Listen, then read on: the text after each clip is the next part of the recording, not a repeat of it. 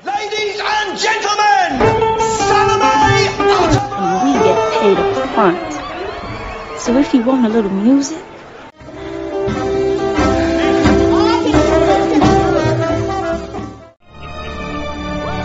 Monsieur Hulot!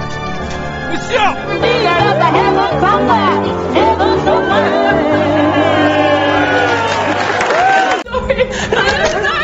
For him, an intended use. This gone, Madame Book's paint would have to do. He also did not expect his wife to invite a detective to the party.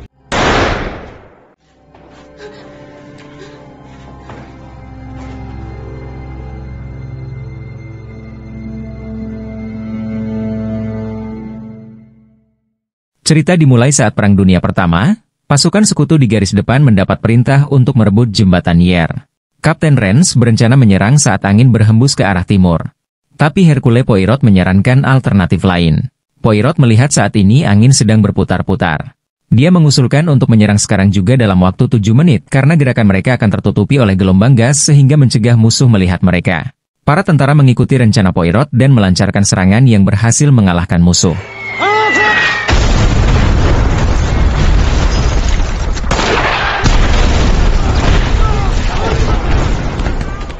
Saat Renz mengucapkan selamat kepada Poirot atas rencananya, secara tidak sengaja dia tersandung jebakan bom yang meledakkan jembatan dan membunuh Renz serta melukai para tentara termasuk Poirot.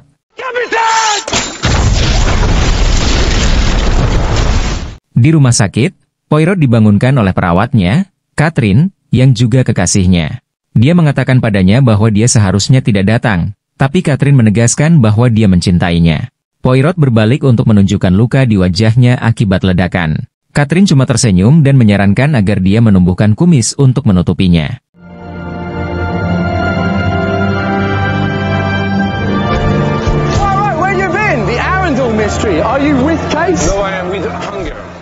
Poirot menghadiri klub malam tempat penyanyi jazz Salome Otterbourne tampil. Keponakan Salome, Rosalie, sedang berbicara dengan pemilik klub yang sombong mengenai bayaran menyanyinya.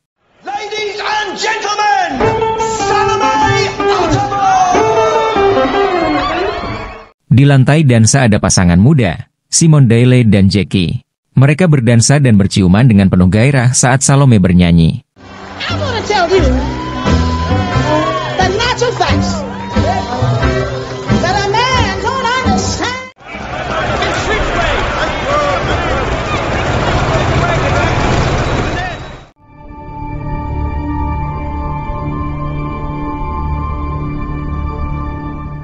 Klub tersebut kemudian dikunjungi oleh sahabat Jackie, yaitu Lynette, seorang pewaris keluarga kaya. Jackie bertanya pada Lynette, apakah dia bisa memberi Simone pekerjaan sebelum mereka menikah, karena dia belum mendapat pekerjaan. That was naughty of me. Hello. Jackie kemudian memperkenalkan mereka. Simone dan Lynette lalu berdansa bersama.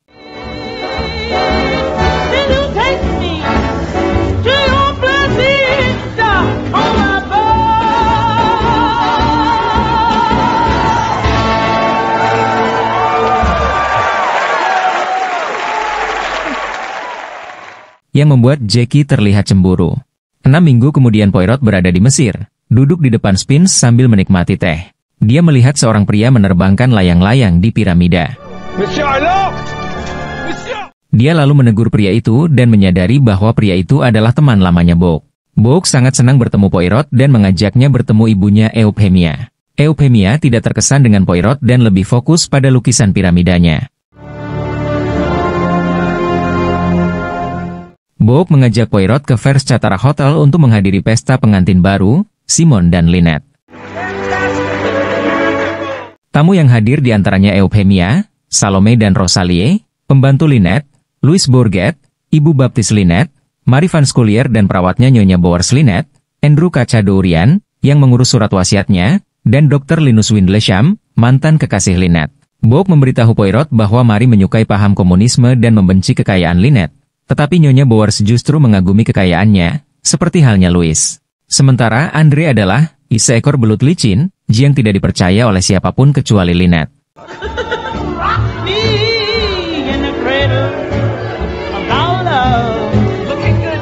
Come everyone, let's go! Pesta itu berakhir karena kemunculan Jackie yang mengejutkan sejak Simon meninggalkannya demi Lynette. Lynette dan Simon meminta Poirot untuk menyelidiki Jackie karena dia terus-menerus menguntit mereka yang membuat Lynette tidak nyaman. Poirot lalu menemui Jackie dan berbicara dengannya. Jackie menceritakan betapa Lynette selalu membayangi dirinya. Saat masih sekolah, Jackie mendapatkan peran dalam drama Antony and Cleopatra, tetapi guru mereka menggantinya dengan Lynette. Jackie percaya Simon masih mencintainya. Dia juga membawa pistol kaliber 22 di tasnya. Poirot memberitahukan hal itu kepada Lynette dan Simon dan menyarankan mereka pulang dan memulai hidup mereka. Tapi Simon mempunyai ide lain. Keesokan harinya, Simon mengundang para tamu ke kapal pesiarnya untuk melanjutkan pesta.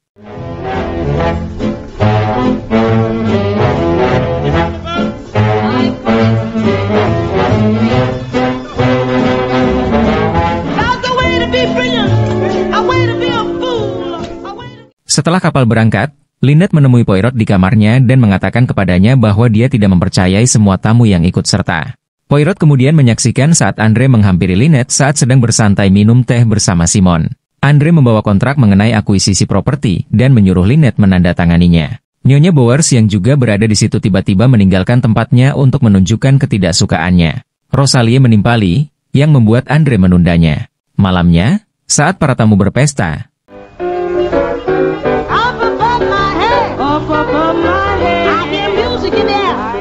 Poirot dan Bogue mengobrol. Bogue memberitahu Poirot bahwa dia menjalin hubungan dengan Rosalie dan sangat mencintainya, tapi tidak direstui oleh ibunya. Bogue juga memperhatikan bahwa Poirot tertarik pada Salome dan mendorong Poirot untuk segera mengungkapkannya. Ladies and gentlemen, we are approaching Abu Simbel.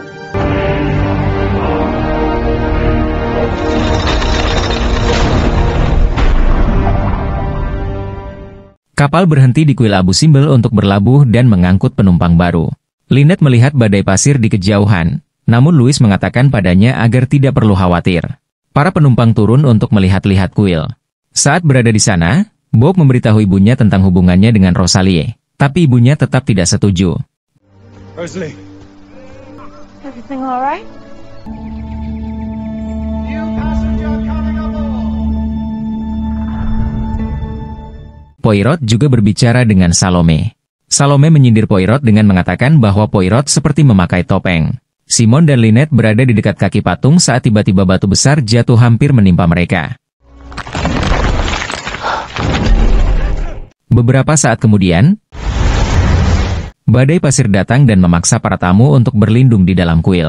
Mereka kemudian kembali ke kapal menemukan Jackie telah berada di sana. Small world. Simon mengatakan bahwa mereka tidak bisa melakukan apa-apa karena dia memiliki tiket. Saat makan malam, Simon dan Lynette mengungkapkan rencana untuk pulang keesokan paginya.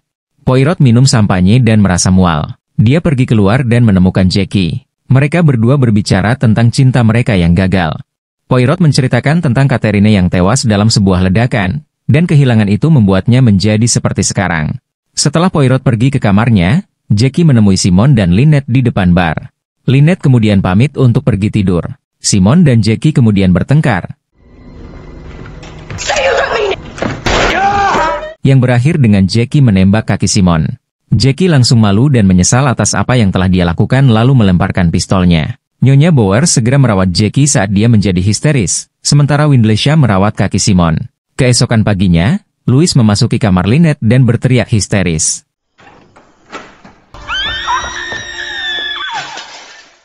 Lynette ditemukan tewas dengan lubang peluru kaliber 22 di kepalanya.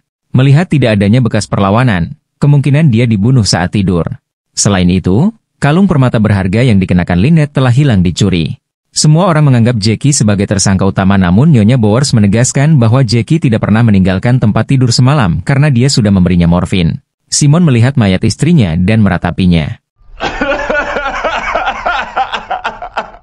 Setelah mayat Lynette dipindahkan, Poirot dibantu Simon dan Bogue menginterogasi para tamu. Dimulai dengan Louis, yang menceritakan bahwa dia sebelumnya sempat bertunangan dan akan berhenti dari pekerjaannya setelah menikah. Tapi Lynette mengatakan bahwa tunangannya itu hanya mengincar uangnya untuk melunasi hutang. Lalu Lynette mengujinya dengan menawarkannya uang atau memilih Louis. Tapi tunangannya memilih uang. You don't think someone would kill Lynette to steal her necklace? I've seen people poison for less. Selanjutnya, Poirot dan Bogue berbicara dengan Windlesham, yang mengakui bahwa dia masih mencintai Lynette dan pernah berniat bunuh diri setelah mengetahui pertunangannya. Dia sebenarnya adalah seorang bangsawan dengan gelar Lord Windlesham, tetapi menanggalkan gelarnya dan memilih menjadi dokter untuk membantu banyak orang. Mereka kemudian berbicara dengan Andre, yang mengakui bahwa kontrak yang akan ditandatangani Lynette bisa membuat Lynette kehilangan uang dan harta warisannya. Andre juga terungkap membawa senjata kaliber 45. 45. Yes. You may go. Bogue kemudian membawa Mary dan Mrs. Bowers untuk diinterogasi. Terungkap bahwa Nyonya Bowers berasal dari keluarga kaya, tetapi keluarga Lynette membuat mereka kehilangan kekayaannya saat masa depresi. Poirot juga menyimpulkan bahwa Mary dan Mrs. Bowers adalah sepasang kekasih. Tak lama setelah itu, mereka menemukan pistol Jackie di dasar sungai, dibungkus dengan syal Mary yang hilang dan terdapat lubang peluru.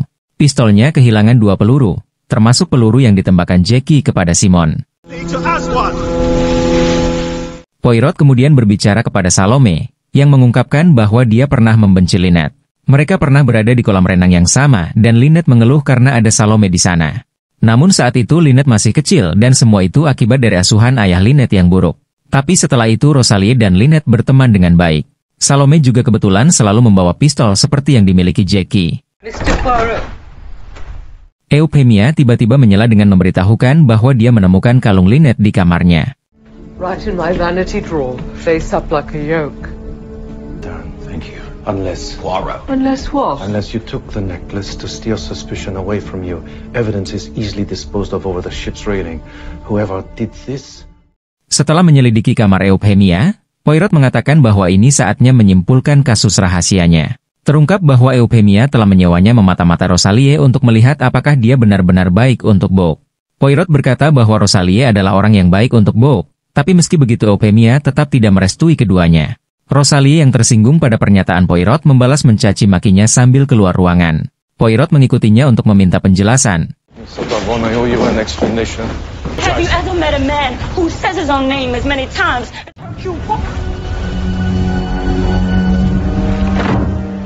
Namun keduanya melihat tubuh Louis tersangkut di kincir kapal. Tenggorokannya telah tersayat oleh pisau bedah yang hilang dari koleksi pisau Windlesham. Ditemukan juga sejumlah uang pada mayatnya. Poirot melihat cipratan darah di dinding. Namun ada bagian yang bersih dari cipratan yang menandakan bahwa ada seseorang yang menyaksikan pembunuhan itu dan terkena cipratan darahnya. For now, it's safest if we just keep to our own cabins with the doors locked. I'll have to write. Poirot melakukan satu wawancara lagi bersama Simon. Dia mulai menginterogasi Bogue, yang terkejut karena Poirot menuduhnya. Poirot marah karena Bogue telah membohonginya.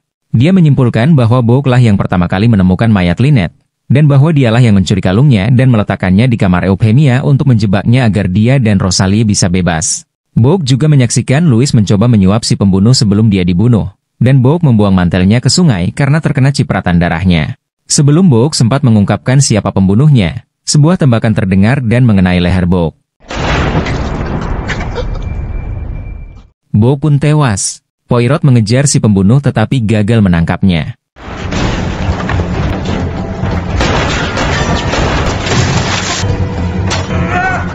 Dengan bantuan para kru kapal, Poirot kemudian mengunci para tamu di dalam bar, karena dia sudah siap untuk mengungkapkan siapa pembunuhnya. Poirot tahu bahwa Andre adalah orang yang mendorong batu yang hampir membunuh Simon dan Lynette. Andre mengakui dan menyesalinya bahwa itu adalah tindakan putus asa dan tidak dia rencanakan, tapi dia mengatakan dia tidak membunuh siapapun. Kemudian terungkaplah bahwa pembunuh Lynette adalah Simon, dan dia bekerja sama dengan Jackie, yang merupakan dalang di balik semuanya. Mereka merencanakan dari awal agar Simon menikahi Lynette dan akan menguasai kekayaannya setelah kematiannya. Jackie menembak kaki Simon dengan peluru kosong. Saat yang lain sibuk memanggil perawat, Simon dengan cepat mengambil pistol yang dilemparkan Jackie lalu pergi ke kamar Lynette dan menembaknya. Dia lalu kembali dan menembak kakinya sendiri, menggunakan syal Mary untuk meredam suara tembakan. Dia juga mencuri cat merah milik Euphemia untuk memalsukan lukanya saat ditembak dengan peluru kosong oleh Jackie. Namun karena Louis adalah seorang saksi, Jackie membunuhnya, dan kemudian membunuh Book saat diinterogasi dengan isyarat dari Simon. Kedua kekasih itu menyadari bahwa mereka tidak bisa mengelak lagi dan mengarahkan pistol ke para tamu. Merasa sudah terpojok dan tidak ada pilihan lain, Jackie mencium Simon untuk terakhir kalinya dan menembak punggungnya dari belakang yang juga tembus mengenainya. Mereka tewas dengan saling berpelukan. Para tamu meninggalkan kapal. Windlesham mengatakan dia akan melanjutkan pekerjaannya di Afrika. Euphemia dan Rosalie masih tidak menyukai Poirot tetapi bersyukur telah menemukan pembunuh Book. Salome juga mengakui kepada Poirot bahwa dia tertarik padanya. 6 bulan kemudian di London, Salome tampil di klub malam yang sama. Poirot hadir menyaksikannya.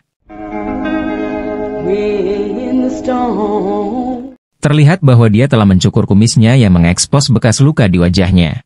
Tamat, ending yang membagongkan. Pesan moral, keadilan akan selalu menang, meskipun prosesnya panjang dan sulit. Saya John, dari jajaran direksi pamit undur diri.